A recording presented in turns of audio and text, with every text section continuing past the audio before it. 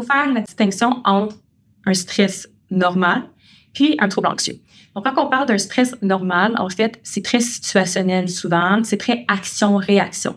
Puis ultimement, un stress, c'est quand même utile, hein? C'est quand même une réaction normale à un stresseur. Donc, c'est pas mal pour ça qu'on a survécu à bien des choses. Donc, ça ne veut pas nécessairement dire que c'est pathologique, que ça nécessite un traitement, que ça nécessite d'une intervention particulière. Par contre, lorsque notre stress, notre anxiété vient altérer notre vision des choses, qu'on se sent vraiment paralysé par l'anxiété dans plusieurs sphères de notre vie, donc ça ne devient plus que situationnel. Il n'y a pas de raison apparente à notre anxiété, mais pas pour autant qu'on se sent pas sous pression. On a l'impression d'être sous tension. Tout apparaît une montagne. On a l'impression qu'on ne passe pas à travers.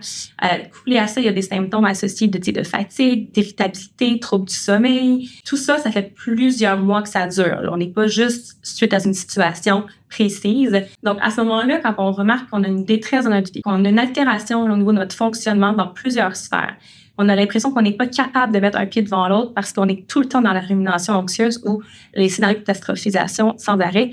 À ce moment-là, c'est le temps de consulter ou bien sûr, quand on identifie ces symptômes-là, peut-être que l'anxiété est plus pathologique, donc plus problématique qu'on le pense, qu'on est plus dans la famille des troubles anxieux que nécessairement juste une anxiété qui est dite quotidienne, qui pourrait être juste normale, en fait, qui nous permet de performer puis d'avancer dans le quotidien.